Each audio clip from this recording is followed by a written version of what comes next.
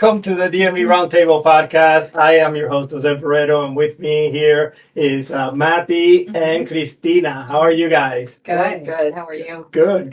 Thank you for showing up. I know that it's a long trip for you guys. Where are you guys coming from? Tell everybody. We are coming from the southern part of Virginia. I come from Stafford. Mm-hmm. Uh-huh. And I come from Spotsylvania. Yeah. How long did it take you guys to get here? An hour. About an hour? An hour and 15. That's not too bad. In Virginia, an hour pretty much everywhere. It was 2 hours for me. Was it 2 hours? Yes, I was going to say yeah, Pennsylvania. She comes a little, so it was an hour for her to get to you, and then an hour to yeah. get here. It's just the timing, but it's all good. Yeah, it's all good. Yeah. So what are you guys up to? Tell me. Tell me about you. Tell me about your. Okay, so personally, I'm reintroducing you. You haven't been in one of my podcasts in how we were talking about that. 4 years? Yeah. So let me get you reintroduced. So much has happened in 4 years. Growth and inevitably life changes, right? So right now, moving to Spotsylvania 2 years ago was a really big shift in company. I had to shut down everything that I had before. Okay. Christina was part of the team as a member, learning the ropes. She had left her full-time career and wanted to do this full-time. So, what were you doing before? I was in the title industry for over 20 years. Oh, okay. Yeah, process. I did everything from beginning to end. Wow. So it gave me a lot of background. Yeah. Very good. Yeah. Very good. So you were on the back end or the front end? No, I was a processor. Okay. And I loved it. And so it really taught me so much in the 20 years. There's a lot. You learn a lot in the title business. Much. Actually, after you left Listing Key, we opened Listing Key Title. I don't know if you heard, but then, I ended up learning a lot from the title side because, we have to, right? Yeah. And it helps us too. It does. What we do. Yeah. If you're going to get into real estate, it's always good to have some sort of a background. Absolutely. I have guys that get into it from the mortgage side, from the title side. So having some form of knowledge getting into real estate does help it. Definitely. So, okay. So then we decided to, collaborate together and let it grow organically, and then see where it would take us. Right. But the biggest mission that we had is that we're in our final, career path, and this is not about money. This is more about what is our legacy going to be moving forward. Right. So we're here for the long haul, right? Okay. So we've weathered the storm for 2 years. This is not me.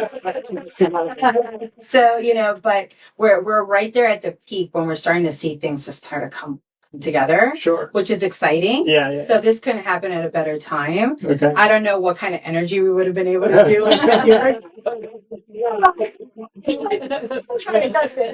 So this is really good. But yeah, it's kind of been just organically grown. Yeah. Okay. And one of the biggest things that's big change for me is that even in partnership, it's like a marriage, right? It definitely is. But because you commit to it, and communication is so important. Communication is key. Yeah. And then it's both finding our identity within the company. Okay. Right? Because sometimes. Have you found that your individual selves complement each other? Yes. Okay. Now we do. Because that is another big part of that partnership structure. Absolutely.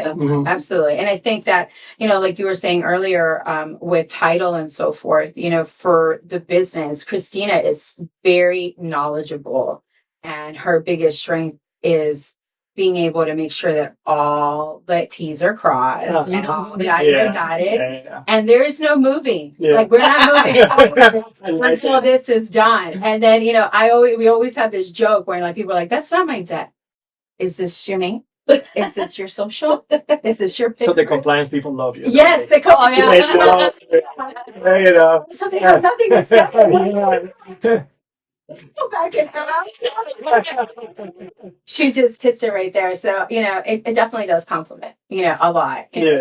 I'm sorry. Let me say the name of the team is Green Team Realty, right? Yeah. Okay, I just wanted to say that because I don't think we introduced the team. Yeah, sorry, yeah. Come on, you got to put it up. But Maty said, the way that we came together, even in the beginning when we first met each other, it just kind of happened. She invited my husband, who's a home inspector, to be at her buyer seminar. Okay. And at that time, I was still in my full-time job, and I was helping him, and I came. And I don't know, it's just when you meet someone for the first time, we had met in Crossing at the Christmas party for the brokerage. Okay. And, it was just very quick, but then we really got to talk, and I don't know, it's something about Maty, was different, right? You know, in a good way, because in this industry, it's very hard to meet people off the bat that have a good intention. So I think that brought us together. That was a reason that we came together and we met. And then, you know, fast forward to where kind of things, you know, kind of, you know, her part with her former partner, it is what happened. And I think that nothing was ever forced with us. Right. And I think everything we talked through the conversations, we had very tough conversations, you know, tears and like anger and like, why? But I think that hard part is really what solidified and made us stronger in the partnership. Right. Because this industry is very volatile. It is. You can be great one day and the next day you're like, what am I doing with my life? Mm-hmm. So I think that we have really played on each other to really help us through. Okay. And I think the organic coming So it's important. I think you guys hit it off on a personal level before you even you know, went into the business level. Correct. Well, I think even in recruiting and developing a team, right? The experience that I've gained is that there's 3 different types of agent mindsets that come in, right? We have the business builder mindset agent that it's like, you know, this is not just about sales. I'm building a company. I'm using real estate as a product. Right. But, you know, we know that building a business requires networking and building relationships. So that's your focal point, and the business comes from that, you know, from that. But then there's the other where we have like the top producer mindset. Right. It's like, I don't want to be in charge of it. Yeah, I don't need help. I don't want to help anybody. Yep. I have blinders on. I just need people under me to help. Yeah, and to reach my goal. Right, and my goal is $1 million. Actually, most teams are that, or at least they start as the money making team, the rainmaking team. There's somebody that's very successful and is like, you know, I want to be bigger, so let me, you know, get an assistant. Then I want to be bigger, so a transaction coordinator. I want to be bigger, so a buyer's agent, a listing agent. You know what I mean? And so that's how that's most commonly how teams begin. Yeah. So, and then you also have like that dual career agent or a passive incomer, right? That this is not their full thing, right? You know, and they just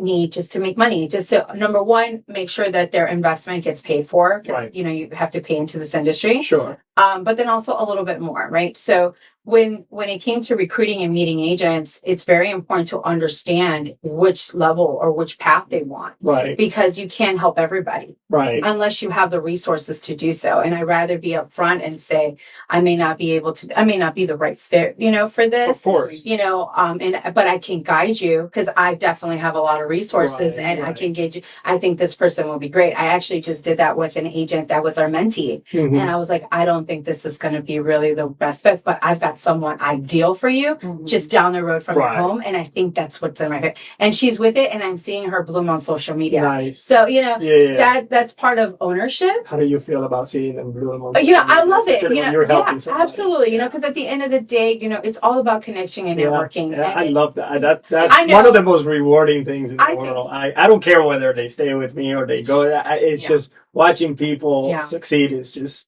especially if you've had anything to do with it, it's just awesome. Yeah, and it's hard to find people that will cheer on people once they leave the nest, right? Because you put so much, you feel like you put so much stock in them, and you're like, well, why are you leaving me now? No, that's silly, though. But you know what? It's like, people will make a move when they feel like they need to grow more. And like she said, maybe we can't give it to you, but we're okay. Let me help you find where you need to be. When Maty was at Listing Key, I totally understood that. I mean, we were too far. It was too far. She was an office person. She wants to be in the office. She wants, so coming, you know, so again, it's, you know, everybody has their own path and you just have to be okay with seeing people grow. So that's, And you do grow. You do grow. You grow. Especially if you really put the time and effort into the business, you will grow. I would say, and I don't want to take off track of your next question, but I would say that when times are tough, it's your will. It's your will that comes through. It's that you got to go back to why, your mission. Because that will sustain you even in the toughest times. Right. I remember I used to come, I was so brand new and I used to let like all my emotions on my sleeve and stuff like that. Right. You know, and I remember coming to your office and I was like, oh my God, it's just a hard day. And I just kind of spewed out all the issues. And you're like, you know what? I find that on that day. But that was a really great day for you. I'm like, what are you talking about? And he was like, you survived it and you grew from it. Yeah, it prepares you. That's a great day, right? It's when things are easy. What did you learn from it? I was like, well, okay, he shut me up. And get back on these phones and be positive with people again. But it's so true. Yeah. It is very true. I have. I'm glad that you touched on that because I actually have a brand new agent right now. She's not brand new. She's had a license for a while, but in the early stages of transaction management, and one of her first transactions is dealing with one of the hardest agents, like a really hard as Yeah. We've all dealt with those types of agents, and I tell her this is just going to make the other ones so much easier because you're dealing with like a really hard one right now. Yeah. So the other ones are just going to be easy. So it's sort of the same, when you're think about what you've encountered since you got your license.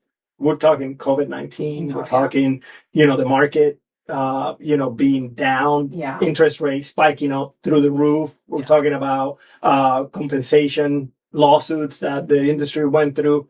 This is just in the few years since you've been licensed. All of this stuff has happened. You know what I mean? Here's my Chicago face.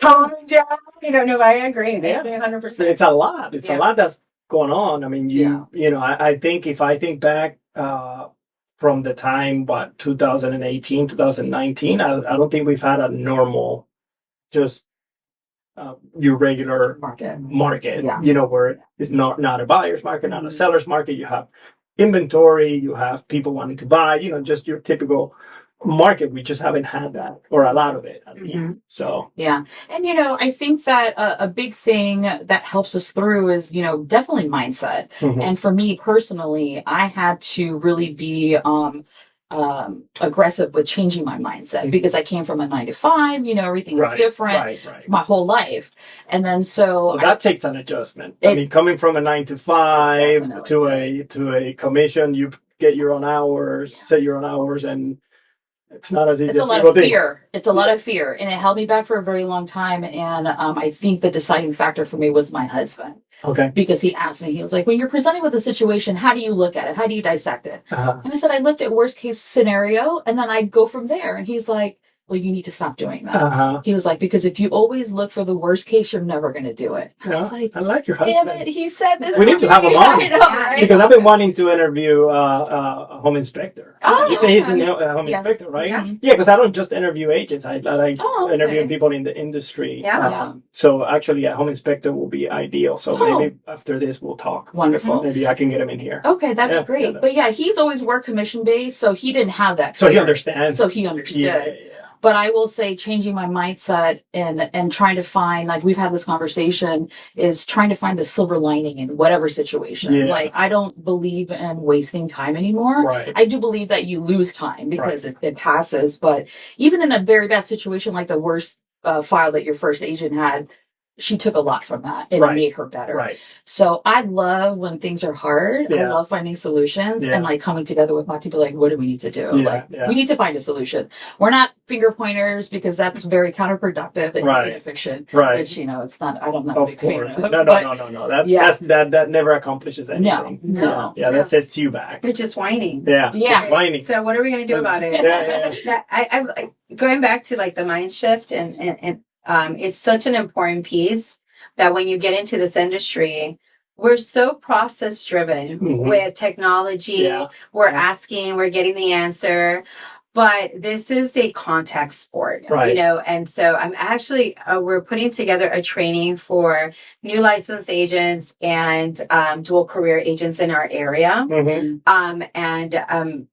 One of the things, the first class that I'm hosting, that I'm going to be teaching, is the power of networking, and building relationships. If you don't learn how to do that, you're always chasing the cultivating your sphere. If you don't do that, it's not going to work. I mean, it's like a lot of people that are coming to the business. Do you offer leads? Do you want to, I'm like, first you have to work your sphere. You have to work your network. You have to learn how to network. So, and that's one of the things. That's one of the reasons why I always knew you were going to be successful, because you approach this business from a teaching standpoint, right? Because your teaching background, makes you do that. That's why you're constantly doing seminars and you're constantly doing, I want to teach people how to network, like the one that you're just talking about, which I'll be very interested in finding out when you do that. Let me know. Definitely. We can push that out. But because you approach it from that standpoint, you're constantly educating, whether it's agents, whether it's home buyers, first time home buyers, whether it's, it doesn't matter. You take that approach from teaching. And I think that helps you a lot. That people see that, people gravitate towards that. Oh, thank you. I will have to thank my father for that. You know, I'm first generation American. Okay. And so to all my first generation American people, they know what it's like. Okay. We had to be the translators. We had to be the babysitters. We had to be the accountants. We had to be, because it was constant translating. So, I grew up very quickly because I learned about stuff at a lot earlier age, right? But the exchange of it, how my father, I think, approached it was like, we're all in a mission here, right? We all have a purpose here. We need to come here to be able to provide opportunity for you. What you're going to make out of that is completely up to you. But it'll be second, third generation. But if you really hone in on this responsibility that you don't want, but you really maximize it and take advantage of it, your kids and your future generation will never have to look back. Right. Okay. Right. So that there's a purpose behind it. And then he was like, and if you keep it to yourself, it'll be a waste. It'll be a waste, yeah. You have to be able to teach. That's the law. Is to, like, a law of humanity is what you got to give back and teach and help others, right?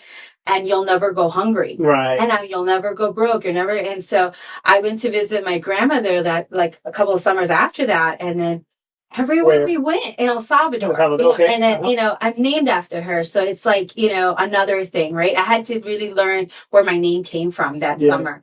And I was 10 years old, and I'll never forget. We were traveling from one side of town to back to her hometown. And everywhere we went, everybody knew her. And they offered her food. They offered her drinks. And then I'm like, man, he's totally right. Like, people keep going, give, as a kid, right? Not knowing anything. And just recently I posted something about her celebrating 90 years. And the amount of feedback that I've gotten from people who've known her is like, we love her. She's been such a great person in our lives. I remember when I was a kid, from so many people. Yeah. And it's just the power of connection. Yeah. And really that's it. Yeah. It's the power of connection. It's connecting. Yeah. We don't do it as often anymore. We're losing it. Our kids are losing it. Yeah. So I'm fighting for it. Yeah. You know what I mean? I love that. We got to fight for it because that will... I go to bed knowing that I've done my best. Right. And if you feel satisfaction from knowing that you did your best and you imparted something on other people. Yeah. And we do it to help each other out. Yeah. Because we're all in it, right? Yeah. And I don't think people understand the power of networking. It's more than just, connecting with business associates. Right. For me particularly, if I feel like I'm in a rut or I'm just, I feel like, what am I doing? I'm stuck. I network. I go out and I network all the time, but I'll look for specific networking events that will help me with whatever rut I'm in. Like she mentioned, like I get a little stressed out with, the verbal communication because for so long I was behind the computer. Working from home. I didn't interact with anyone. So let's get you out of that comfort zone. Let's get you uncomfortable. Exactly. That's how you grow. You have to know. And so like she said, I'm an empty nester too. My husband and I, our youngest one just left for the military in January. Oh, nice. Yeah. So I made it a point to challenge myself this year to be better for myself, to be better for my partner.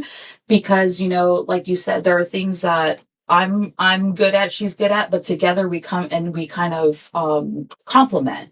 Right. But at the same time, I needed to be better for myself and my clients. Because if I can't effectively communicate verbally, I can't be behind a computer all the time or in text message. I prefer it, but I know that's not how you make connections. Right. And if it's not in a business setting or anything, and if it's just, casual, I'm okay verbally communicating. But when you bring that business aspect, I get a little shy and I'm like, what do I say? So that's the kicker right there. So I've done it. You have to almost not think of it as a business thing and think of it as just a human thing. Yeah. Right. And, when you said earlier, very process driven, that was me, very process driven. If I deviate, I'm lost. I gave her the example of the ants from Bug's Life. You go in a line, something drops, and then you're like, you know what to do, where to go, right?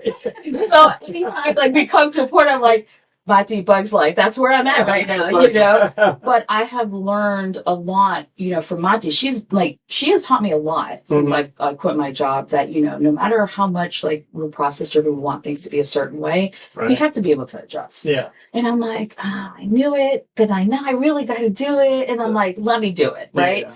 But, you know, and the power of being, you know, the power of vulnerability. Like I was very walls up. Right. Like she was like, I'm going to break that wall down one day. Right. And I'm like, no, you're not. Brick by brick. Little by little.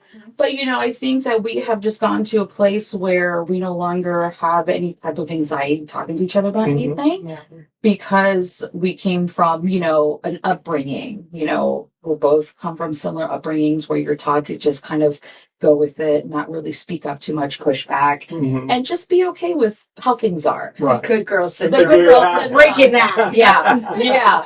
So I was like, well, I do it in my personal life. Let me just, you know, I got to be okay embracing that. Right. And then, so I think that has been a huge contributor to the fact that our relationship, both personal and business, has really thrived and grown. Right. Yeah. So, yeah. Entrepreneurship definitely tests all of those things that you have avoided.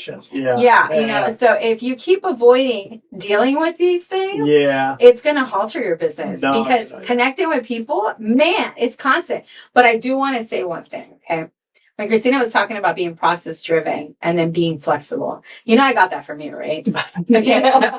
I'll never forget. I'm here. I'm like, I'm so studious. I'm great. And I got my planner going. And I'll never forget one of our meetings. We're like, you know, most agents are not as organized as you, right? But where I really fear for you is, are you going to be able to pivot and be flexible when a client doesn't check that box? Right. Are you going to walk away from it and lose it? Or are you going to challenge yourself and find a solution? Right. I was like, okay, all right, I'm going to do it, you know. But then with time, it totally, you know, COVID came and I was like, okay, it's sink or swim right now. We got to go, right? Yeah, you got to. So I got more pivot. experience. Yeah, we had to pivot, you know, and I'm like, okay, how do I maximize time? Oh, I see. I got to find a lender that can close in 15 or 18 days. Okay? Because that's going to be the winning offer for me because I'm not going another 3 months, you know. I'm on a timeline, 45 days. That's right. And that's what I learned, you know, and then, you know, 2 years ago, I was like, hello. My process is not working yet. Do it again. Yeah. And that was all of us. Yeah. Come to find out, we were just going over the numbers, you know, how many agents last year rolled a donut? Oh, too many. Well, they said 70, 700,000. like 70% of agents didn't do a transaction. So here, that's 7 out of 10 licensed agents did not do a single transaction in 2024. Yeah. That's massive. That's a massive number. A lot. You know, and so I'm here like, what am I beating myself up for? Because you're doing good. Yeah. You know, okay, we're doing good, you know. But we got to go back to that number and kind of just give ourselves some grace. And I think that when you're building a team or when you're partnering up, and even with clients, is providing a safe space to be vulnerable and not look with eyes of judgment. Right. What do you mean you don't want to buy right now? You still want to rent? Well, you know, we haven't uncovered what the real fear is, right? So let's step back a little bit. And sometimes it requires education because some people, well, you're not going to buy, you don't want to buy right now, you want to rent right now because of why. And then you find out what the why, and then you go, well, that's not really, and then you got to explain why that might not be the best course of action. Yeah. Right? Fear comes from the unknown. Like, you don't know what's going to happen. Yeah. And, you know, a lot of first time home buyers, especially, you know, they have a big fear. And sometimes they're a little embarrassed to vocalize the fear, you know, because my credit or I'm not going to make enough money. It's just too expensive. But that's when you disconnect from the business talk and then just try to get to the root of like, why are you Why are they really afraid? Why are you really afraid? Well, let's start, then we educate, you know? And then the big thing that we do stress with purchasers, especially because they're so discouraged by everything they hear, is that we're here for the long haul. Okay. If we go through the process and it's determined that you're not quite ready right now, it doesn't mean you won't be ready. Right. But we're going to get on a plan. We're going to work as a team and we're going to be with you to get you there. Yeah. So don't get discouraged. It's just a bump in the road. Yeah. But that really gives them a lot of confidence and empowerment that they have people behind them. Absolutely. That definitely helps. And I think when you push people to, you know, one of the things that I do, especially with first time home buyers, since you touched on them, because their biggest issue is jump, right? It's actually taking that leap.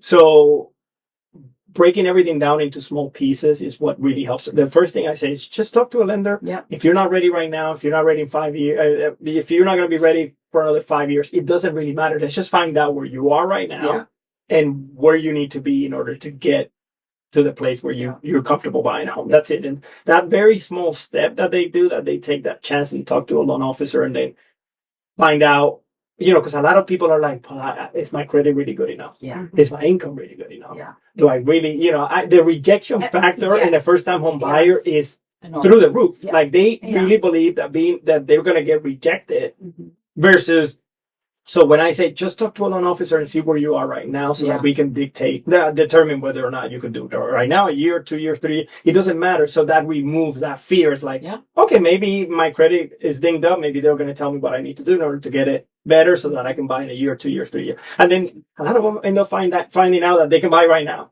Yeah. Most of them do. To be honest with you, most of them are like, wait, what? They're surprised. I can? Yeah. Yes, you can. You know what I mean? So I think it goes back to like creating a safe space with people. Yes, right? create it so that they can feel comfortable. Correct. Yeah. Because we all come from such judgment. And I mean, you go outside, the world is cruel, right? Oh, yeah. Social media, they're cruel. Oh, yeah. And so, we look at our kids that have grown up in this era for the last 25 years, and it's very hard. I just read that part of raising a child now is you got to teach them social skills.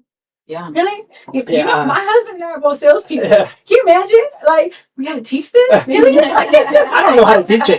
To be honest with you, I don't know how to teach it. Yeah, because we're constantly doing it. Right? Yeah. So, and when we were little, we were like thrown out there. Yes. And you just had to figure it out. Exactly. So, I think it has gotten to the point where, and it has to do with this different times. I mean, I'm always trying to be a little careful not to be too judgy because, times change. And then people were, I remember when I was a kid, the older people were judgmental of how we were growing up. You know what I mean? So that happens with so we just have to sort of figure things out and just see how we can help in the current environment. Exactly. Right? Yeah. So, And then, I will say that, what helped me in the beginning is that I wasn't a homeowner. When I first started. Remember that? Right. That was my goal, right? So I could empathize with people on the other side, right? And my goal was like, I'm going to get my house. I'm going to get my house too, right? And so, that really was, I kept speaking from a place of truth. Right. Because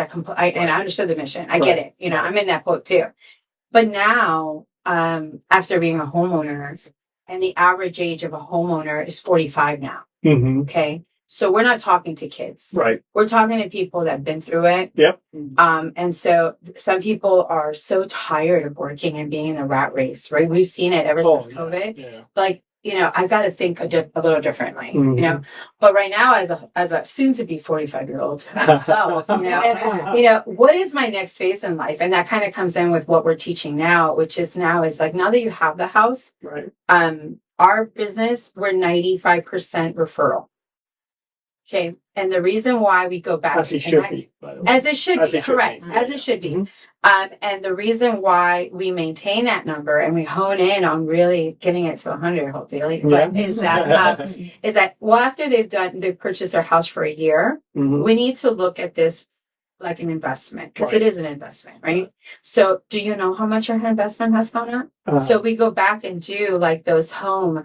Let's go look at your portfolio. Let's take a little look at that, right? Because then this is your nest egg for like if you want to retire. Because now we're thinking of retirement, right? Yeah, okay, where is our money at? Right? And so now we're thinking above just the real estate side. Now, like that's where we do the home sweet home legacy building. Let's talk about how do you protect it. My husband had an accident 2 years ago, and the day that we had that conference call with the attorney, he got into a really bad accident that could have been in a different way. Wow. And we're not even prepared. Right, we weren't prepared, and I'm like, oh my gosh, I can totally feel it. How many people do not know? But most people are not prepared. That is for something like that. Most people are really not. Well, they don't want to face something that's right. They don't want to talk about. They don't want to talk about the worst case scenario in your life. Yeah, of course. Yeah. But I think what life shows us is that like no matter how you have a vision, life will happen regardless. And I think we both come from past family experiences where showing people how to protect themselves is really important because we go back to what happened, right? And we don't want anyone else to go through that. Sure. Yeah. And, and it's just,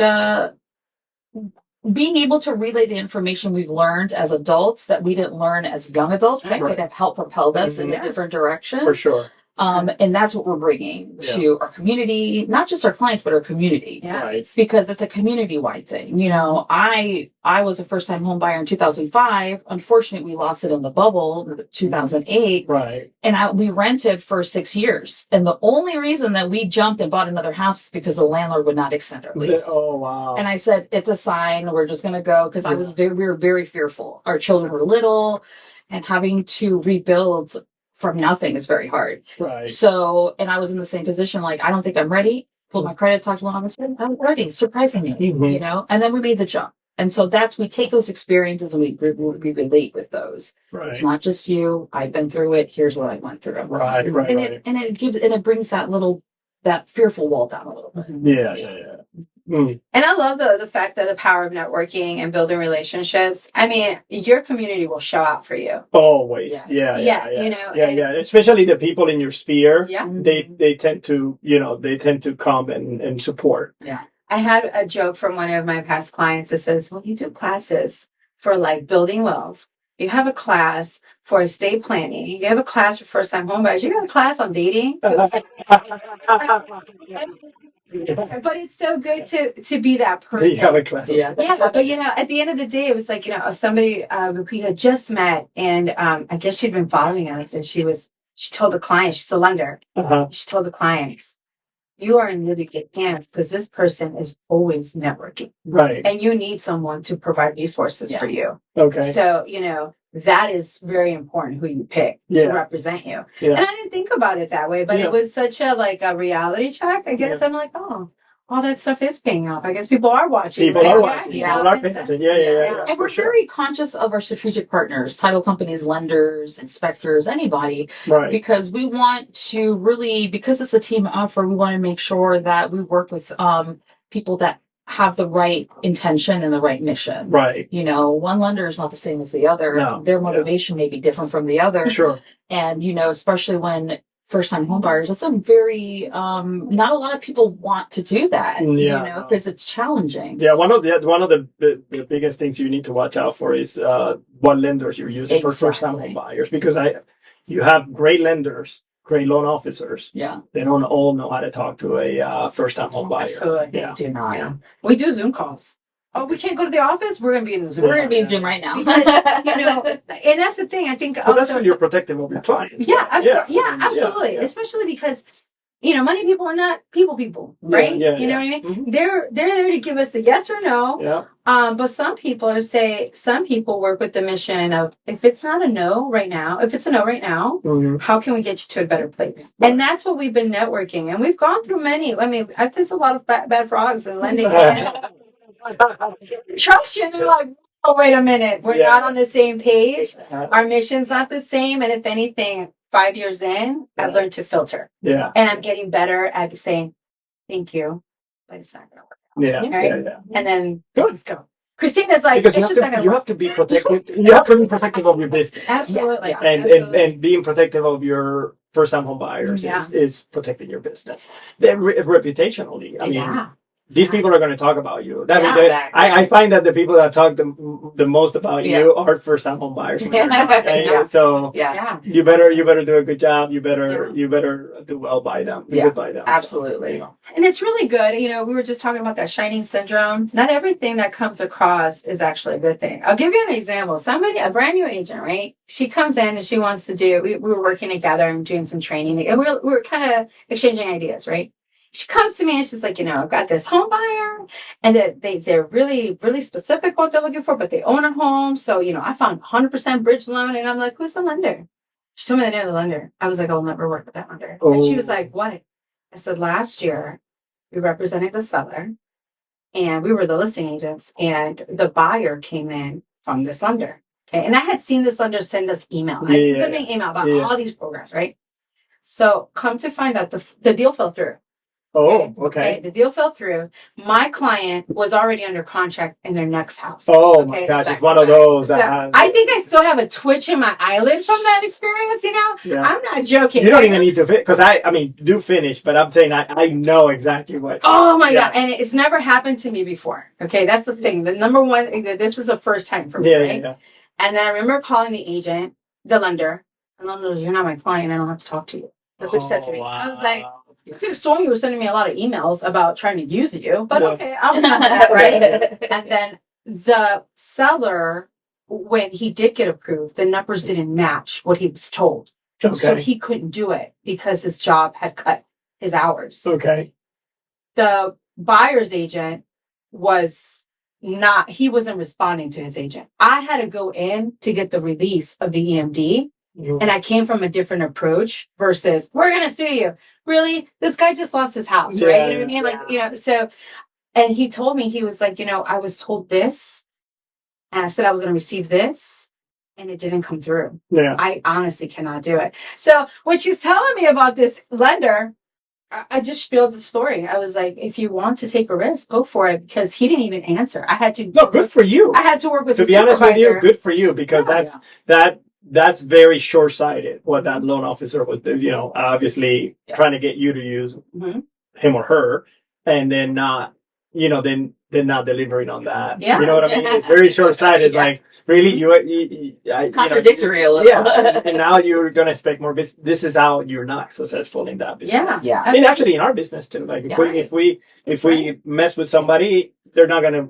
The other way around. If a loan officer sends you a client and you don't treat them well, they're never going to send you another client. Yeah. That's just it. Yeah. You get clients that test you all the time. Oh, for sure. With strong personalities, and you want to, Yeah, that's not to say that there aren't clients that are difficult to deal with, but then you adjust. And if you find one that whose personality just doesn't match yours, and it's just going to be a battle from the beginning, you can walk. We can walk away. Yeah, absolutely. And sometimes. That's okay. That's okay. It's so funny that you say that, because we're taking next week as a week for us to come back and calibrate of what the mission plan and the business plan as we're doing. We're in quarter 2, right? And so I'm like, all right, what works? Because we got to maximize it. Right. So now the filter is, when somebody comes up with an idea or a proposal, is this going to benefit the mission? Right. Or is it going to take us away from it? Right? Yeah. No.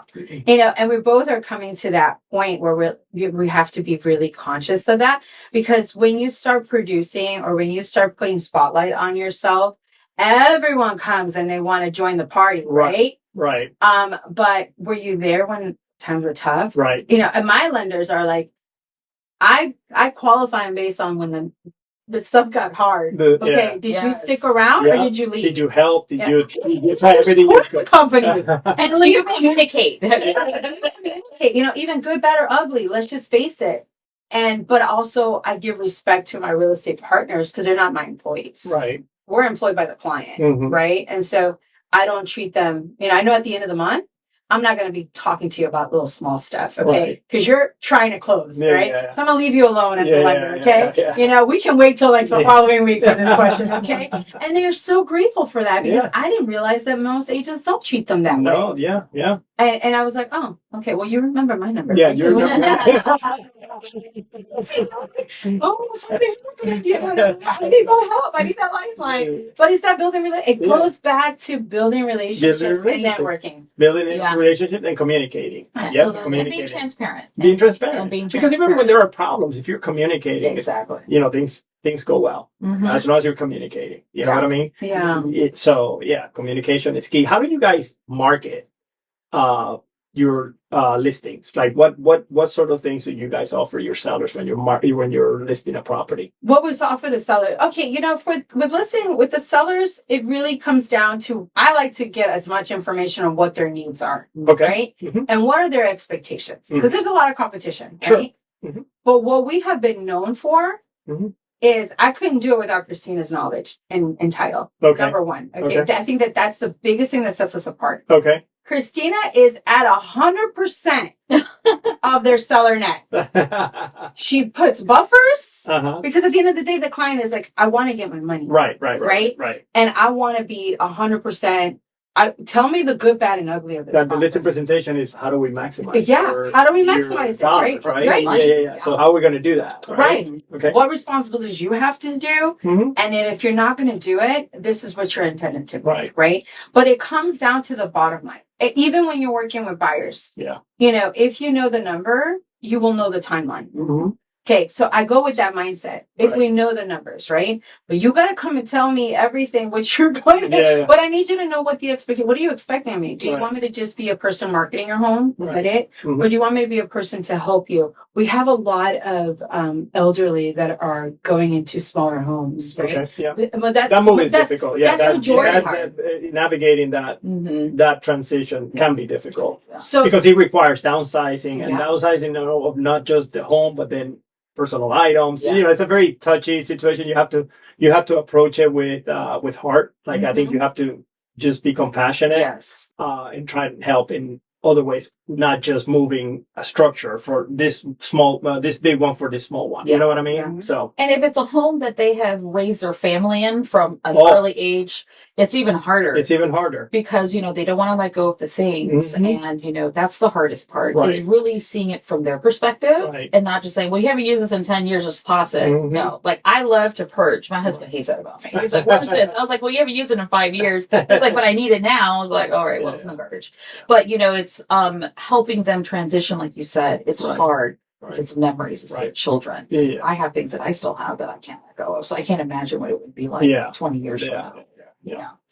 So I think like the biggest service that we provide for sellers is number one is understanding what is their goal. And I know everybody can say that, but reality is that it's not just what's your goal, but we're very upfront of the obstacles and things that need to be done in order to get there. And going back to having those vendor lists to be able to do that is very important. We call ourselves the transition specialist because it is a transition. It's a lot of stress on top of stress. It's not just buying. How am I going to do it? Right. And number one. Number two, I think that the biggest thing that's helped us with listings is being able to really educate them on the market. And the expectation. Which is great. So when we do, I will have to say that I'm 100% confident with my CMAs. Okay, good. Thanks to Jose Barreto. Okay? I use, like I said it in that video, I use CMAs. I was afraid that I just overdid it with the CMAs. No, you didn't. I don't know what other people did, but I took the ball and ran with it. It's just so important. They're so very important. It's insane. We do that with our buyers. You have to know the market. The knowing how to do a CMA. That's the pricing point, right? Yes. So then you talked about the piece that is the personal piece, like what is your motivation for selling? Let me see how I can help you in other ways other than to market, which we're going to talk about now. Then you went to the pricing piece. Okay, this is the pricing. Then I'm sure you talk about pricing strategy. Okay, let's take a look at what's happening in the market. Price point is so important. I always, I think I try and drill into people's brains that when you're pricing a property, you sort of have to do research on the back end. So most people find their home online, right? Buyers are constantly on Zillow.com, Realtor.com, Redfin.com, Homes.com, whatever platform they like. And so if you're not looking at it from that standpoint, and so when it comes to pricing, you still have agents that, I'll give you one example that really drives me insane, is that anytime that I see a $499, $900 price point, that drives me insane. $479, because the truth of the matter is that Zillow does it in hundreds or in 50s. So in having this conversation with sellers, it's like, look, if we want to, they still think that 99, which is a retail price point, by the way, not a real estate price point, the 99,900 helps. You go, well, if you're in Zillow and you qualify for a $500,000 townhome, right? And you put 500 to 600,000, and your listing, which is a townhome in the area that they're looking for, is priced at $499,900. Guess what? They're not going to see it on Zillow, right? So now you're missing all these people. So now, if you price it at 500 even, 500 on the dot, you got from 400 to 500, 500 to 600. And all of those people in those tiers looking at Zillow, Redfin, Homes.com, and etc. They're going to find it. But anyway, the point is pricing strategy matters, right? We've had that conversation many times. Yeah. So now that we talked about the human piece, pricing piece, what about marketing?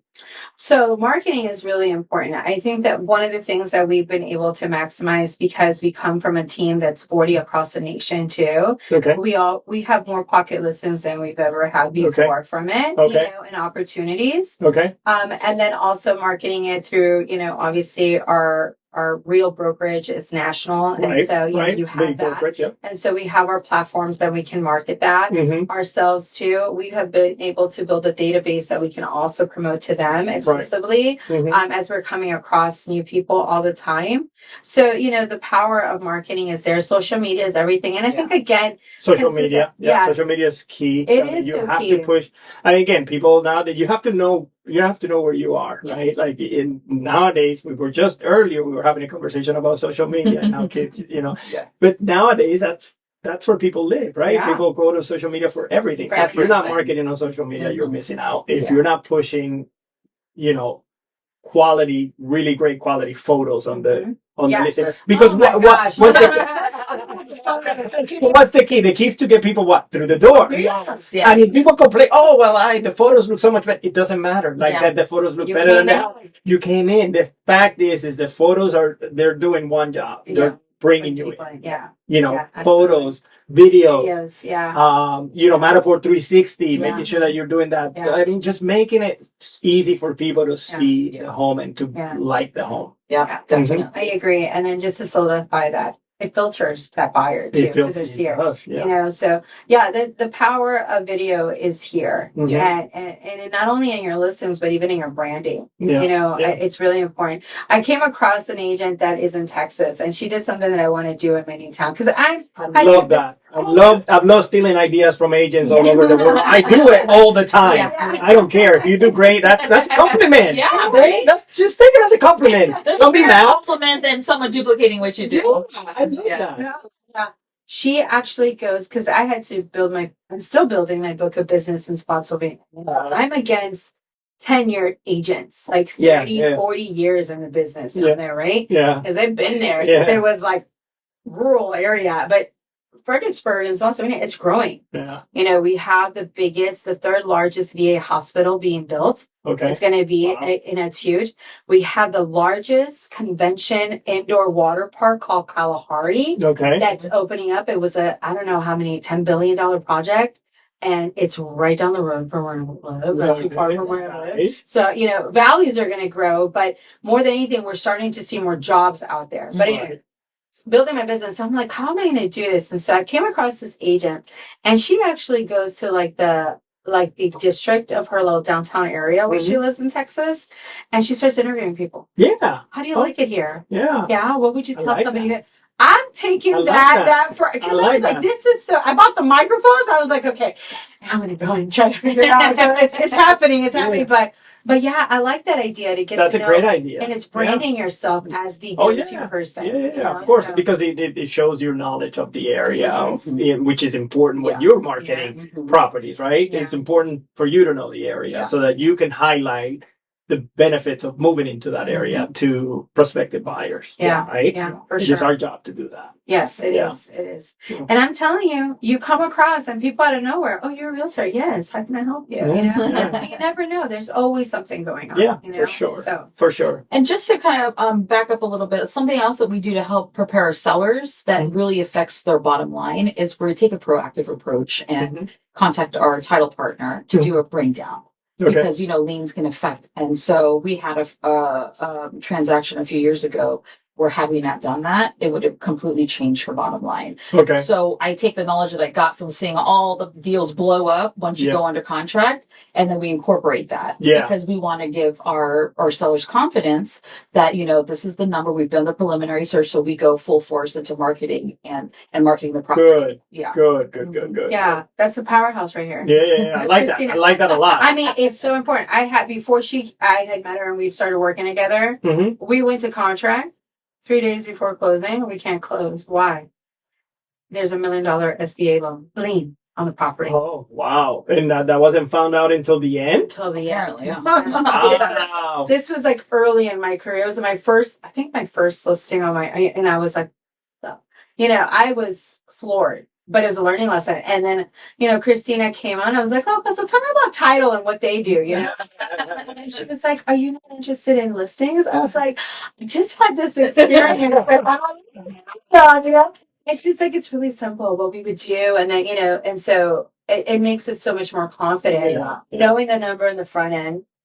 And here's the thing when you were talking about numbers, people talk about, what the house sold for, but they don't see how much concession. Right. They don't see how much, they had to go down in price or what the negotiation where was the listing price? Yeah. Where it ended up. Correct. Mm-hmm. Yeah. And so when I do the listing presentation, I save all of that to my cards, right? And so when I'm showing you like this price point, right? Let's take a look at the property that has a similar layout, but let's look around and see if it matches. Yeah. Okay. Yeah. Are you willing to make it to that to get what you want? Because we got to be realistic. You can't, no problem. Let's be a little more conservative. Well, that's why you, when you're doing your listing presentation, when you're meeting with the seller, and you can always I always bring expires and withdrawn so that I can show the sellers what did not work.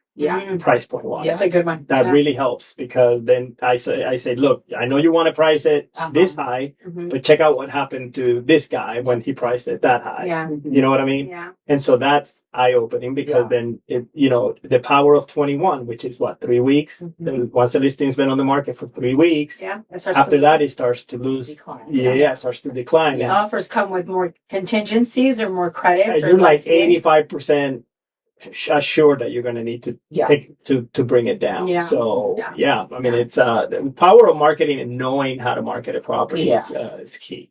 And the thing is like I think last time we were in a podcast, you were like, I don't have a crystal ball, and I was like, man, do we wish we all had, right? Because last year when we were really early in the springtime, between January to March, man, it was so competitive with our buyers to go under contract, right? But then when April, for us to hit the market with our listings, the interest rates skyrocketed. Yeah. And we were still active for plus 35 days. And I was like, check, what happened? It took everybody by surprise. It came out of nowhere. Absolutely. And when they started raising, so I have some people who were in the process of refinancing, and they were like, you know what? They went up a little bit today. Let me just wait to see if they go down. Oh, they went up a little bit more. No, I'm just going to wait. I know they're going to drop. And that escalated very quickly for some people. And by the time they just didn't take advantage of the 2.5%, 3%. She looked at me and she's like, what the hell is going on? Yeah. I was like, we did everything. Pictures were great. People were coming in. What in the world? And so we had to do a price drop.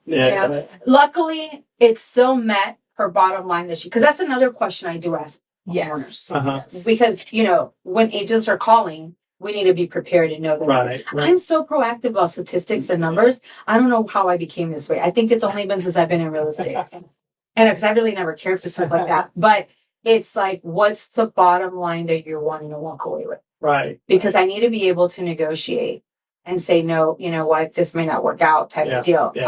Because that's what they're paying us for, right? Yeah, of course. I need you to bring me something good, right? So I got to know what their bottom line is, and I think that's helped us tremendously. And even when we had to do a price drop, we met her bottom line. And now she's an investor, and we just ratified. In her investment property. She sold her construction. Oh, new construction. Nice. Okay. So down south. Okay. That's where it's at. That's where it's at, Loretto. You don't want to cross the line? Hey, I was talking to JC about opening something down there. We do have a presence down there, and we're trying to grow now. We're right now in this company, we're at 350 agents.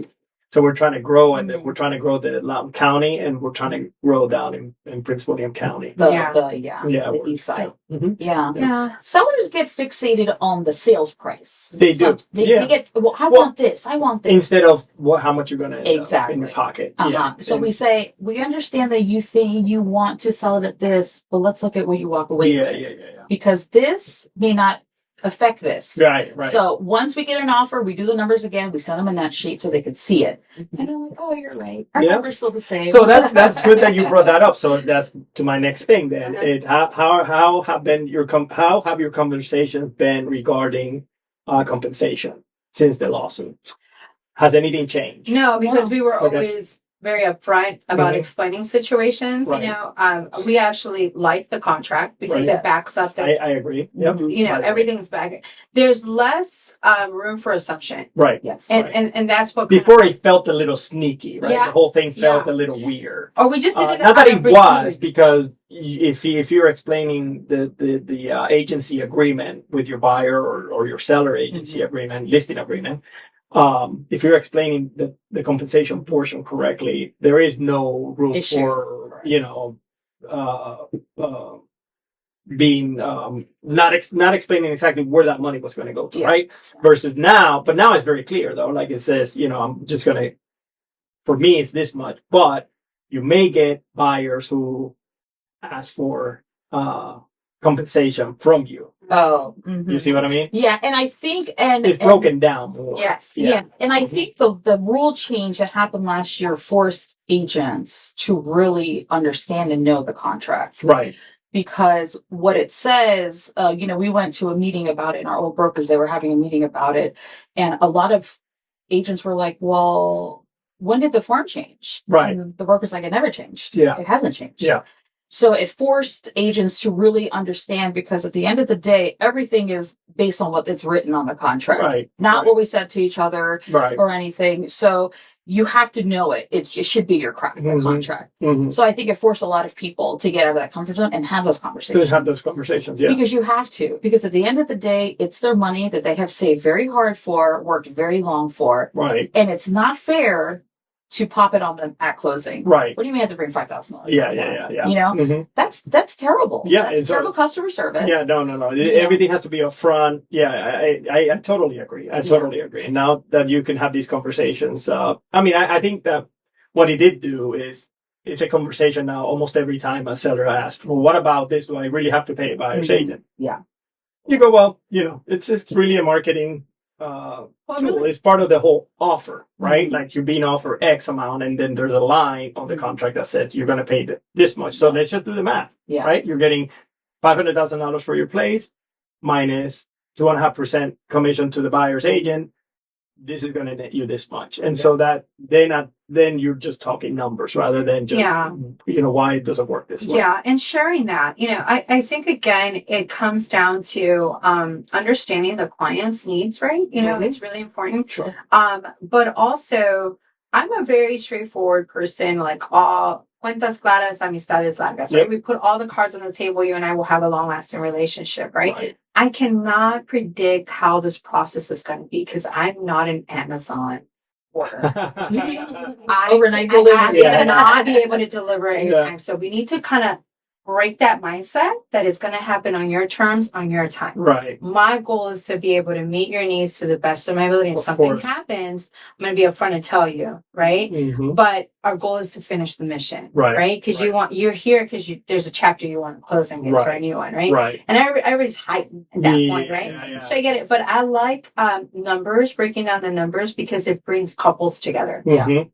That's because there's money is emotional, but when you look at the numbers, the logic kicks in. Yes. Yeah. And they have more conversation, not about what you want, what I want, but it's like, is this going to help us for the next phase? Right. The conversation gets deeper. Right. And we come across this all the time with couples, right? One wants one thing, the other one wants another. Oh, yeah. It happens all the time. And so you're here like, okay, now I have to put on my marriage counselor hat on. Yeah.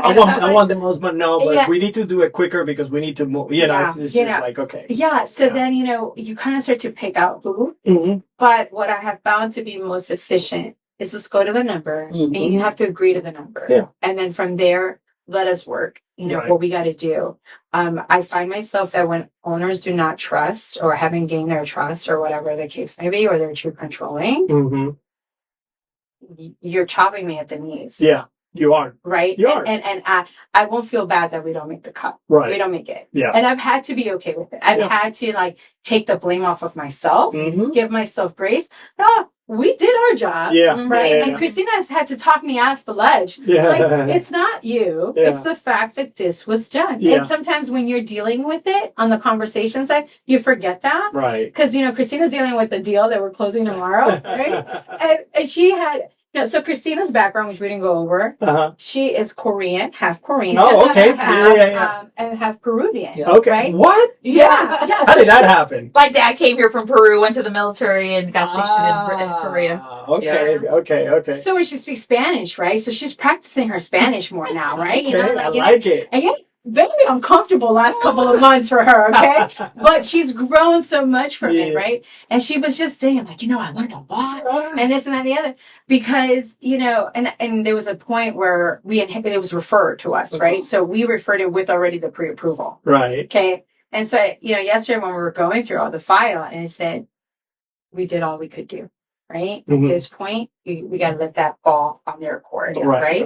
The client, they all have responsibilities. We're all aware of it, right? Yeah. No one's pobrecito here, right? Yeah. I've learned in real estate, I do not have that sympathy because it kills me. It burns me, and I can't do that. But that was like our aha moment, like, just let it go. Just step back. It's going to work itself out. Why? Because everyone's got some stock in it. Right. Everyone's got a stake in it. Right. The lender's got to close because they don't want to be worth all this much. Yeah. So you got to take everybody has stock in it. Yeah. Title company has put in the work, and time and everything. Lender has put in the work, time and everything. Right. So everybody has something in it, not just us. Yeah. Not just us. Exactly. So sometimes I think if anything, the buyer, the seller. Yeah. Everybody. Yeah. And the advice that I would give to any agent right now is that my biggest aha moment is that we don't have to be the problem solver for everything. Right. We try to. Yeah, but that's when we take on too much sometimes. Yeah, exactly. Yeah. And sometimes I'm like, I don't need to be the one to create the solution. Yeah. I went to a wealth building series after I had to close the old company, right? And I learned a lot from that experience. A lot. When I tell you I took a TKO, I took a TKO. I did. I mean, she knows. I woke up. I was there. I got up, dressed up, and showed up, but I don't even know.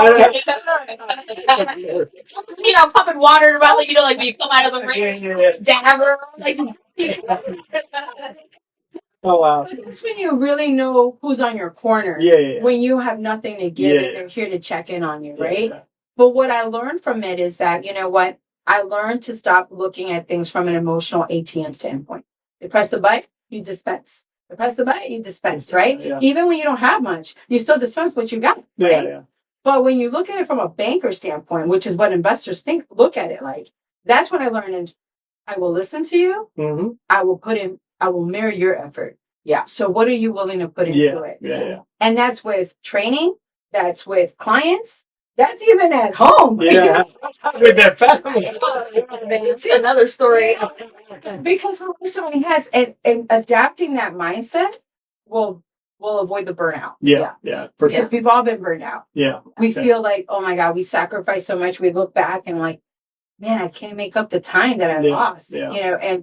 And that's what this lesson taught me. Right. And I knew I had to go through it. Yeah. Because I was running. That's how you learn. Yeah. That's how you learn everything. Yeah. Absolutely. You have to go through it. Yeah. And get dinged up. And then you can adjust. You gotta let them go through it to feel it, to know it. Mm-hmm. Same with clients. Yeah, like this wealth management thing. People don't, we'll talk about this in a second, but people and their retirement and they're taking care of their money and making sure that they're okay and everything else. People just put that off all the time. I had a conversation with a financial planner a couple of days ago, and he was like, you have no idea how many people are not ready. Yeah. And they're going to get to a retirement age and they're really not ready. Yeah. It's going to be ugly. Yeah. And so, yeah. One thing that my two kids have taught me immensely in the past few years, I have two boys who are 20 and 28, is, no matter how much I want something for them, it's really going to be up to them. Yeah, they have to. So even with our kids. Exactly. So I've learned how to adapt that in terms of clients too, because we want it so much for them. Right. But you got to be able to do it. Yeah, and that's where she said, sometimes you just got to set back. Yeah. And that's the biggest thing that I have that has helped me. Yeah. Is that part. Yeah. Maximizing your time. Time is so limited. Yeah. You know? And organizing your time. Absolutely. Because the organization of your time, that's one of the things that a lot of agents, when they come into the business, they underestimate is how much. So if you come from a 9 to 5, you came from a 9 to 5. If you come from a 9 to 5, where, the employer tells you, this is what I want from you, and this is how we do, this is how that position is supposed to go, and these are the metrics you need to hit, and etc., then that's done for you. But when you come into this, and this is not your business, this is your business, really, we're independent contractors, so this is our business, then you have to make sure that you manage your time. There is no correctly. schedule. There is no schedule. There is no set. Yeah. You could do things on a Saturday or on a Thursday night at 11 o'clock. Yeah. You could do it at 5 o'clock in the morning if you're a morning person. It doesn't matter. But you do have to learn the power of mastering your schedule. Yeah, time management. Especially because, if you come from a 9 to 5, you get paid every 2 weeks. So you have a pay schedule, right? Yeah, you have a pay schedule. Yeah. Welcome to reality of real estate. It's not done overnight. Okay. You're done on their time. Sometimes you can be the coach trying to put all the players in the right place, right? Yeah. But somehow reality comes and sets in, and it's like, shit, another 30 days. Yeah. So, for 60 days. And so what people don't realize is that you put a lot of investment on the front end. Yeah. And it may not pan off. Yeah. Right. So it really depends on who you hang out with, who you surround yourself, who's the resources that you go to, your coaches, your broker, that can really like pick you up. It makes a big difference, right? Yeah. Because so many people think that they would need to do it all themselves and they keep all that inside, and they could have had a solution for it a long time ago. They didn't want to come out and say it, right? Yeah. About the issue. But then again, what you do today, you got to ask, is this going to make profit for my business or is it going to take me away from it? Yeah. That's how you filter it. Yeah. And I'm starting to become really rigid on that. You know? Yeah. And even in a listing, when you're talking to a seller, if you don't think this, if you think the seller's, it's going to be unreasonable about pricing, for instance, pricing is huge. Yeah. And because you're going to invest money upfront in money and time. Energy. Right? The whole thing, you're really going to put a lot of work into it. And if you don't think that house is going to sell because they want an amount that is just not reasonable, and you think that they're not going to be willing to bring it down to the price point that it will sell, you're better off walking. Yeah. You're better off saying, I'm sorry. I mean, I don't think I'm the agent for you on this transaction. And it's totally okay. I mean, I think people do respect that. And you can even say why. Say, look, I spend money on my listings. I spend a lot of time on my listing. I don't just Here you go. put a sign in the front, put it on the MLS and just, worry about it whenever it comes back. That's not what we do. At least that's not what you do. That's not what I do. You have to be more upfront with the clients when you're talking about how much time and effort and money, actual money. Yeah. You're going to get reimbursed when you collect the commission. Exactly. Yeah. I've learned to collect as much information on that phone call. Right. And I learned a trick, which is don't come empty-handed to those things. Don't come. Yeah. I have noticed that when they don't accept the gift, you're just here to work me. Yeah. Because you're interviewing a lot more people. You're interviewing others. You already have a friend. Yeah, that you're going to give the business to. You're going to But you want to get our info. You want to double check and make sure that what your friend is you're going to give the listing to is equal to what you're doing. Is equal to what you're So I could tell when they're like hesitant. Or they don't. I'm like, I'm trying to bring you something. Oh no, please don't bring anything. I'm like, okay. It's going to be a 30-minute one and let's go. And not feel bad about it because it's not all business. Because unfortunately, that is the reality of this. Is you try to give so much away, and they're not even. They were never planning on using it. And so we get all bent out. Well, what did we do wrong? You didn't do anything wrong. No, you just came across. That's why and I tell people. I don't know if you remember this, but I tell people that or agents that I'm training with the listing presentation. I'm like, my listing presentation is 90, these are the numbers, real numbers too, 92% effective. Meaning you're going to walk away from a listing appointment, 92% of the time you're going to get it. There's 8% of the time you're not. Yeah. Why? Because they've already, either it's a family member that's going to take it. So don't beat yourself up, or you're going to walk away from a bad listing. Yeah. You know what I mean? So those are things that are very real in this business. It's just, there are too many agents who just take any business that comes their way, no matter what. And end up out of business because they don't know how to manage. Not all business is good business. Not all business is good business. Yeah, and it comes with experience that you're gonna get kids and stuff, and you're gonna realize, man, because the first thing that somebody wants to do in order to get the business is lower their compensation. Right. But when you look at right there, drives me nuts. It does for me too, because as a consumer, you got to say, well, why are they lowering their price? Why are they only charging me 1%? there's a reason behind that. That's not just because that's what we're worth. We're worth way more than that. Like our services, a good agent is worth way more than that. Absolutely. The work that we do, and I mean, it's people don't count the hours that we work behind. They don't. And then it's funny because even with buyers, when they're like, okay, every buyer's, I know there's so much great technology and they find their houses and everything, right? Mm-hmm. But how I set up the buyers is we tell them, hey, we may not find it. We're trying to eliminate what you don't like. Right. Okay. Because you may like the pictures. It might be 4-bedroom, what you want. But that square footage, if it's 1,500 versus 2,500 with 3 bedrooms, this one's tight. We're filtering for you. Yeah. Exactly I don't just open doors for you. Yeah. You know what I mean? Like, that's not the job. We actually research and look at that, And then because the protections we put in place for a buyer, I mean, there's so much more to it. But I can't blame them because when we come across other agents, I'm like, oh, just let them go and drive by and pick the house, and then we go.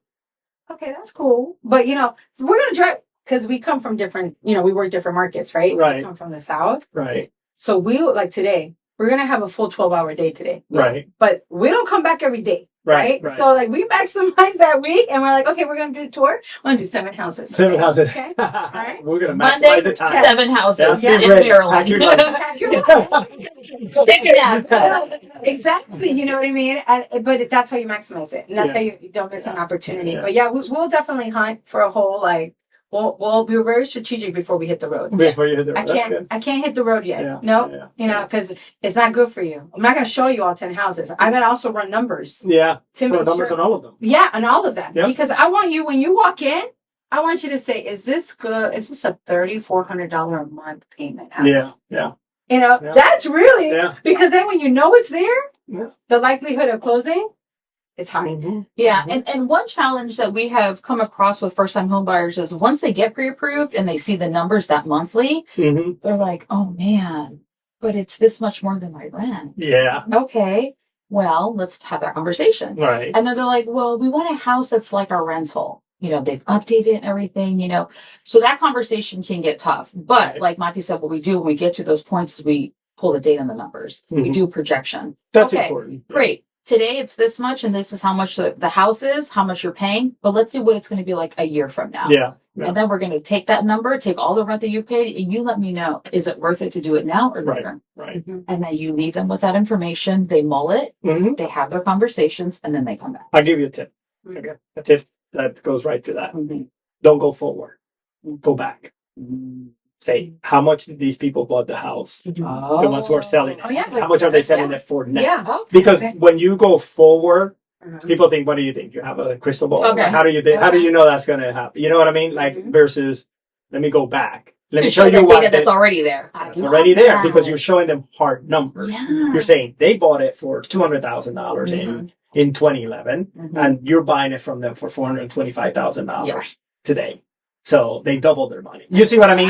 It's super powerful. Absolutely. And that is a punch today. They'll go, oh, okay. So now you go, in 10 years, if you have this, in 10 years, you're very likely, now I don't have a crystal ball, but in 10 years, you're very likely to double your money. You see? And that conversation also really works with the first time home buyers when, you were talking about, whether they can and cannot buy. Right. Because, we don't think ahead. But if we're coming across data that 45 years old is the average age for somebody to buy, you're going to want to retire within the next 20 years, right? Right. That's what you're looking at, 20 years. So let's look at the power that you said of looking back. Look at 20 years. Look at that.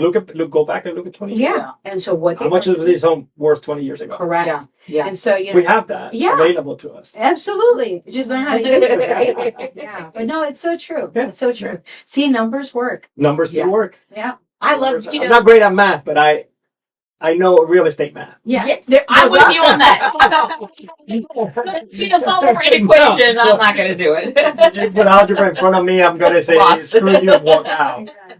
But real estate math, right? I know how to calculate my commissions. Yeah. Yeah. But so tell me a little bit about this event that you've got coming up April 5th, 10:30 a.m. to 12:30 p.m. This is a home sweet home legacy building. Diana, Alessandro, and Deborah Mayers. You guys are going to be hosting it, right? Mm-hmm. Okay, tell me a little bit about this. And I'm going to put it up as, during Thank the you. flash so that people can see it. When a year ago, when Maty and I were sitting trying to brainstorm on what value we can bring to our clients and community, wealth building. Yep. And protecting your estate, wills, and everything. Mm-hmm. That was so foreign to us. Okay. We didn't really start learning about it until we got into a later part of our life. Right. And looking back at my parents, and her parents, and family members that we have, no one was prepared. Right. And I went through a personal situation when my father passed when I was very young. I was 9 years old, and my parents were divorced. And so there was conflict there, family, and then so my father had a will in place. Okay. Made some changes right before he passed. Mm. And had it not been for that he had done, my sister and I would probably be not where we are now. Okay. And so going back to that, because once someone passes, I don't care how much you say you love them and this and that. If there is something to be had, the gloves come off. It could cause a lot.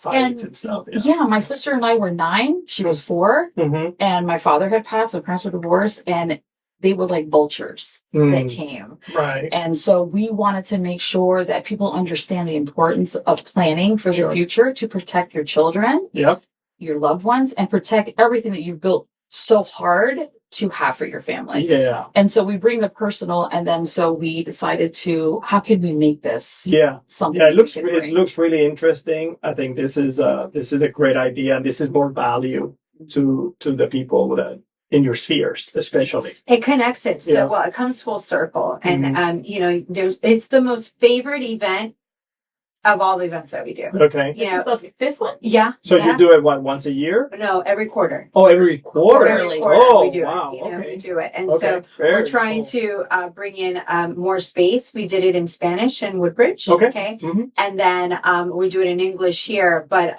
in Fredericksburg. Okay. But, I think going back to what Christina was saying is, we all learn through personal stories, right? And so we try to share like, ooh, I hope this doesn't happen to you. Right. But I'm a person, and I think really weird, I guess. I am always chasing the 20 years ahead, Maty. Right. And I work backwards. So what I got to do today so that I can prepare so that she's happy. Yeah. So because she's gonna be picky and she's gonna be mad at me if I don't do this for her. Definitely. I know her. I know. I was gonna be angry. And so I asked myself, I'm like, what can we do? I try to bring that mindset to everyone. And I know not a lot of people think that way. Right. Even when we're brainstorming ideas as business partners, I know it can overwheld Christina at times, okay, I'm a person for today. Okay, great. But I'm just saying for long run, right? Yeah. So I kind of brainstorm on my own, this whole thing by myself to see it. But with the legacy building, our community works really hard to get to the house. Right. And there's a risk every day that we may not have it. Mortgage companies come in and start sending you stuff to buy that insurance plan so that they can get the house paid. Yeah. And it helps you too. But what about helping other things? I came across my husband, that accident a year ago, and he was down for 9 months. Wow. You know what I mean? That's big life changing. Yeah. Had we done that insurance policy that they had offered us before, we wouldn't have been struggling. Right. Right. Or been he would have healed without the stress. Right. Without the stress. Yeah. Right. Same thing with your assets. You don't need to be rich to protect it. Right. My mother, on Christmas Day, we found out that her heart was stopping in the middle of her sleep for over 7 seconds. Oh, wow. Ooh, that's scary. It is very scary. Oh, and so, but she is a woman that protects herself. So she has a will in place. Okay. Good. And she has her insurance already set. Mm-hmm. To go through that whole process of like, oh my God, what's going to happen to her? Because, I just didn't know. And I had to have those conversations with the family. Yeah. I can only imagine how much harder it would have been had she not been so proactive. Yeah. And having that's such a selfless thing to do. Yeah. Right? Yeah. Because having to leave that for somebody else to take care of is really hard. Yeah. It's very hard. And you're already emotional of the loss. Yeah. So, why not prepare ourselves? Yeah. For at least. Yeah. Too many people are just not prepared. I think we've said that over and over in real estate and your personal finances, insurance, the whole bit. I mean, too many people are not prepared, which is why I pulled this up. I saw that you guys were pushing this earlier in the week, and I was like, okay, I want to make sure that I push this. I'm actually going to send this out to the people here too. Yeah. See if I can. I know that there's only eight spots. Yeah, we were on a limited space. We're actually trying to work a space, and we're almost there. But the next space, I'm really hoping, I'm envisioning it to be a lot bigger. Yeah. And then, but Dee Myers, who does a financial planning, she actually just teaches you about how to look at money from a one-on-one standpoint. Yeah. Okay. I bumped into her. I took a class. I wanted to change my mindset about money. Right. And so I'm like, well, let me go and sit in these things, right? Yeah. And she broke it down. It made so much sense. I called Christina. I was like, you got to come to the next one. She brought her family. I brought my family. Okay. The kids are starting to see money very differently. Her son got set up. And, to think longevity and to have provide that resource for a young person. Yeah. That can be that because million dollar families are your neighbors. Right. If you just do it correctly. You know what I mean? If you prepare for it. Yeah. We weren't taught this in school. No, never. No. We definitely are not get taught we were this. taught how to make actually, even as adults, unless you seek this out. Yeah. Nobody comes up to you and says, you need to have a will in place. You need to actually, a trust is even better than a will. Yeah. Right? Because a trust really avoids probate court. Correct. So anytime if you pass away and you have assets that you want to give to your children or to your spouse, it avoids going to court altogether. So. And Diana talks about all of that. Yeah, which is great. She's wonderful. Yeah. Very knowledgeable, very relatable. She's, very, you can tell that she's passionate about what she does. Have you guys thought about maybe recording this and putting it out? Because we definitely have to do that now. More people, I think. Especially for now that you have limited sitting, have the 8 people, but have recording and then put it out as a video on your channel or on your. Absolutely, I think you're absolutely right. There's a power of connecting more people. Yeah, reach more people. I mean, especially when it's information this crucial and it's important. Try to reach as many people as you can. Yeah. Our next goal is to create a class here in Spanish with a Spanish speaking attorney for our Spanish community. Perfect. Because again, that's a community that doesn't even think about this or know why it's important. Right. And so that's kind of our next goal with this event that we do. We do it not only in English and it's grown, but we really want it to grow in Spanish. Yeah. Because there's just no knowledge. No. It's very, very important. There are. And we're the hardest working. Yes. Yeah. And I think the mindset I'm trying to break is I come from a long line of farmers. Yeah. Right. They're hardworking people. Right. Yeah. Faithful people. They're in it. Right. Yeah. But we need a seat at the table. Why are we not getting a seat at the table? Yeah. Right. It's not going to be given. Well, but we need initiatives like this. We need to bring this out front. To them. Especially with Latino community, when we start talking and educating, they're like, I know. Listen. Then stop it. You rely on somebody else. You're relying on somebody else to take over your shelter and your money. Do you want that? Yeah. Because then you're going to come and say, but la señora me dijo. I'm like, well, we're going to pensar en So let's make it layman's terms, super simple. Yeah. And then step by step. Yeah. And so many people have been really grateful for it. Yeah. Round when you're talking real estate also with people, just say to people who don't own, just go, look, when somebody retires and they've owned a home, they're worth at least $400,000. That's the average. Yeah. When they retire and they don't own a home, they're worth less than $10,000. That's the average. That's an actual number. Yeah. Less than $10,000 if you didn't buy a home, $400,000 plus if you bought a home at any point in your life. Right. But, we needed to talk again. We should do I'm telling you. We should do a monthly You keep moving further though. The market moving. And I'm going to tell you something. You think that Fredericksburg over there is such horses and carriages? No. I know it's. Let me tell you, it is. The market led me there for a reason. Yeah. And I'm planting a flag there. You want my words? No. In less than 5 years, I'm planting a flag there. No, I know. You know what I mean? Oh, I believe so, that. so it's... I'm watching. Yes, I'm watching. I see you. Oh, you're so I see funny. you. No, but it's just things happen, and you just got to make them happen for yourself, right? You got to put the work and effort into it. Yeah. And that's the thing that you tell your agents. The brokerage doesn't owe you anything. No, they don't. They have the resources. It's how much are you willing to plug in? It's how much time you make it yourself. I mean, the brokerage can offer you support and training and stuff like that. But aside from that, you are the key to your own success. Exactly. Yeah. And there's opportunity everywhere. You just have to be willing to find the right opportunity and create a plan for the right reasons and the right intentions. Right. So, it's hard when you feel stuck, but that's when you have to step outside of your comfort zone and seek other people, seek other resources, have a conversation. Yep. Because I might feel like, I don't know what's going on with me today. I just don't want to do anything. She's like, what's going on? And I'm like, I tell her, and she's like, she gives me, we have a conversation, and she's like, you got this bit. And then I'm like, okay, let me get out of bed now. Whisper. We can say that. I wasn't sure. Very true. Yeah. Yeah, because you gotta get ignited. You know what I mean? You gotta trust me. I know what it was hard. Yeah. Let me tell you, I don't know how it was, but after my learning lesson in business, right? Starting over again. Okay.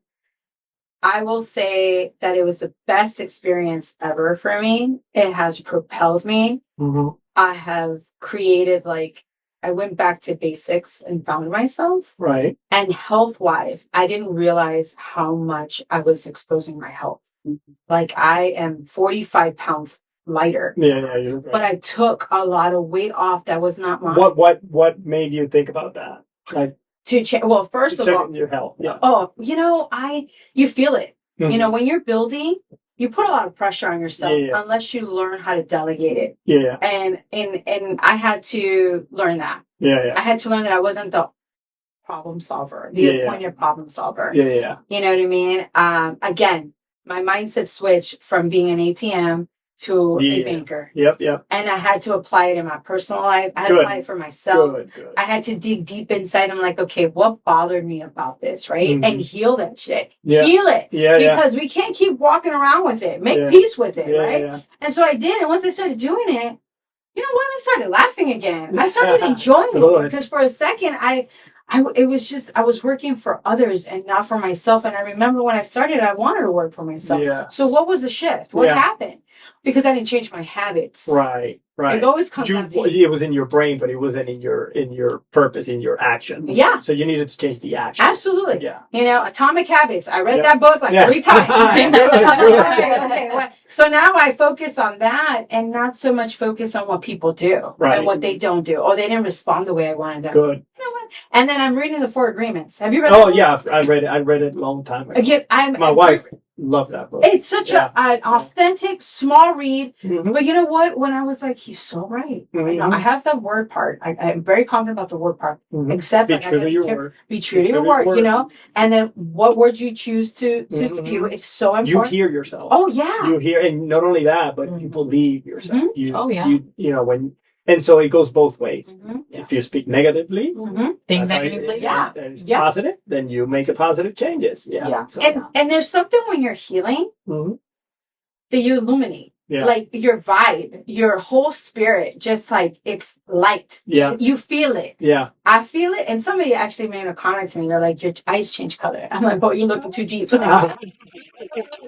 was like, I could see it. You should see that when you are honing in on something you truly believe, it's like you light up. I was like, oh, really? Yeah. Oh, thanks. I don't see myself. But I feel it. I feel younger. I'm going 45, but I feel younger. People feel that. Yeah. When you feel something, people can, they can see it. Listen, living in purpose is such a big thing. And it's a game changer. And it doesn't matter how much you're chasing, how much you're attracting, whatever. You have to work with that purpose. Yeah, for sure. And you'll never, the purpose is what will keep you, there, even during the hard times, right? Absolutely. And then being really good at choosing your friends. And so not everyone is a good friend. No. Not everyone. I am honest. with my tribe, very vulnerable with the tribe. I'm honest with everybody, but the vulnerability comes from the tribe. It's going to be a little tough this one. Like, I'm getting up, but it's going to be a tough one. Okay? We got to lock in and get focused because we got to get our head in the game. And here comes really strong. What I feel like is going to be a really strong next few months. Yeah. So you need to lock in. Yeah, absolutely. You need to be ready and locked in. Yeah, because especially when the second the rates get a little lower. Yeah. Be ready. Yeah, be ready. Have your process down. Yeah. You know what I mean? Yep. I mean, again, I hate using the word waste, but really maximize your time. Not everyone deserves. Don't spend too much time convincing. Yeah. Either they see it or they don't. Mm-hmm. Okay? Because there's a lot of people that are ready to trust you. Yeah. That's my priority right now. Let's take it to the promised land because I'm here. Let's go. Right? Yeah. You're ready. The other ones, watch me, and whenever you're ready, I'll call you in 6 months. I'll call you in 6 months. You know what I mean? Yeah. And that goes with agents when you're training and developing teams. Mm-hmm. Your team members too. Yeah. Your A player, your B player, and your C player. Mm-hmm. Sometimes we're in different seasons. We actually went through a virtual retreat by Amber Housley. Okay. Really great. She does it for business women, specifically real estate, I think. But her virtual retreat, she came from a different psychological way of doing it. I had done retreats for like real, how to do the business plan and right at the end of the year, to have a great 2025. Did that. Habits, got that. Okay. But she went from like, sometimes you're in a different season.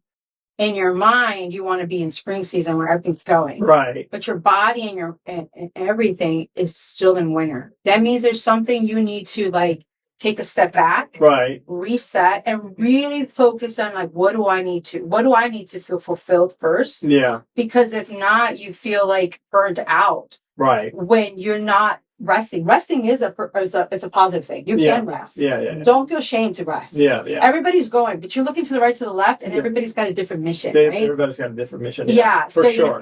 So you got to hone in and be honest with your mission and just keep going straight forward. I think that when she said that, it was a really big eye-opener for you. Yeah, for sure. For sure. And learning how to not to put so much pressure on yourself, because we constantly live in our head, like we can't get out of it, right? So I think understanding that it's not always going to happen on our time when we want it, but like she said, as long as you keep strong with your mission, your vision, and your integrity, everything else will follow. Yeah, and it comes like it pours. Yeah, it pours. Yeah, when you least expect it. Oh, okay. I got like 7 phone calls today. It tends to be that way, though. It tends to be that way. And it's when you least have time, and when everything just hits you. Yeah, and then when you don't have anything going on, it's like nobody's calling. Yeah. But that's when you have to. That's when time management comes into play. So that's when you go, okay, so let me prospect. Yeah. All right, let me organize my database, or let me create an app. You know what I mean? Like that's when time management really kicks in. Yeah, we have a joke that it's like every time one of us disconnects, vacation, whatever it is, it picks up. So when I was away a few weeks ago, it picked up. And I was like, Maty, I think it's going to be time for you to take some time off and disconnect, and then we're just going to play that, Yeah. And then sure enough, she took some time off. We got a bunch of stuff done. I got busy, but I was like, I need you to disconnect. Disconnect, because she said that to me the first time I disconnected. She's like, I thought you were going to disconnect today. I'm like, she was like, disconnect. Like, I need you to disconnect. Nice. So it's a running joke that we have. Like, okay, it's getting a little slow. Someone needs to take some time off. And then it happens. It's Murphy's Law. Yeah, be okay with taking a break. Yeah, be okay with sometimes we're just so like we're overwhelmed, overstimulated, and we're trying to make something happen. Right. And that's when nothing is coming because you're just going against the current. So it's okay to be in your winter season. Take advantage of it, reconnect. Right. And then you just let the what is it called, the energy, or just the law of attraction kick in. It'll kick in. It'll kick in. You know what I mean? Because you're not ready for spring if you're burned out. Right. You know what I mean? You're gonna mess up on these conversations where people are like, you know what, this person wants me to do what they. How many times do you hear clients say, I work with an agent that they were just telling me to do what they wanted me to do. Right? Yeah. It's because chances are you were in your winter season trying to work the spring season. So, You know what I mean? That's why take it. I like the fact that you use season, because I use that a lot. I go, our regular season is from March to the end of November. Mm-hmm. At the end of November through February, we got to get ready for our season. It's kind of like our off season. Yeah. Right? Yeah. Get ready for that season because we have a 9-month season really in real estate. Yeah. Not that doesn't mean you won't do business. No. In But December, January, different. February, it just means that's when it's less. It slows down a little. Slows down. It's like anything, right? Mhm. It's cold here. Cyclical. Holidays. Yeah. The whole nine, and but you prepare, and then come March, Boom. Yeah. you're gonna be. You have no excuse not to hit the ground running. If Exactly. you're in real estate, it basically gives you those 3 months to prepare Mhm. for spring and the next 9 months. Mhm. Yeah. You know what I mean? Yeah. So there's no reason Yeah. not to be ready. Yeah, definitely. Mhm. That is true. Yeah, awesome. Well, I thank you guys for coming by. I Thank know you that for it was a having us. trek for you No. guys, but I enjoyed catching up with you, and I enjoyed getting to know you. too. Thank Christina. you. It has been wonderful, and I hope that we can make this regular thing. Yeah, You know, surely. we can, I can go over there. We can do a Zoom and a market update for people, whatever. I mean, I just like having conversations with people who are good for the industry and who are good at their job, and you guys certainly need that. Oh, well, thank you, Thank Jose. you. That's Yeah. great. No, Jose, I think at the end of the day, I think you've heard a lot of compliments. I mean, I just saw your, the owner just like, so much hail to the king, type of deal. He's funny. Yeah. No, but I will have to say that, coming from absolutely great in the industry, and you were the first teacher I had, right? Mhm. And to know that what you taught is building on, it's not just helping other families, Mhm. but it's helping my family because that's how I provide, right? Right. It's helping Christina, who you've Right. never met. Right. I think that is such a gift It is. that you have, and Oh, I think, thank you. and I just really want to thank you. It feels like if I'm able to help you in any way, and it has helped your career in any way, that for me it's just all I need. I just need to see that the people that I've worked with have. It wasn't in vain. Yeah. It wasn't in vain. I mean, I always knew you were going to be Oh good. my gosh. No, it's you. Really? I mean, you do know. You do know when I come across. So I don't know if I told you, but I teach the 60-hour real estate course here. Yeah. So anybody who wants to be an agent, they come here, they take the 60 hours. So I see a lot of people come through and take the course and get their license, and whether they sign with me or they go with any other company. I just and it's not that I don't have faith in some people. It's just that I have seen what success is in this business, so I kind of can tell, not with 100% accuracy, but fairly accurate, You're able or to who's going to be calibrate, yeah. good, Mhm. who has the temperament, who has the Drive, the right. Who's coming into the business for the right reasons, right? Because also you can just say, well, I just want to make more money, or I want to do it on the side to make extra cash. And as you know now, being in the business full time for as long as you have, that it takes more than just having a license and trying to make a dent.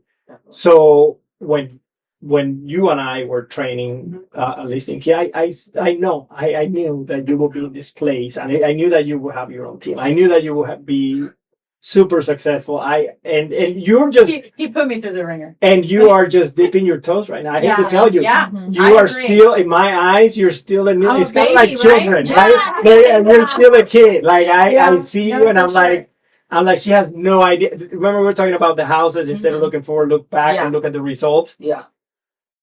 Look where you are right now, and I look forward now in the next 10, 15 years where you're going to be.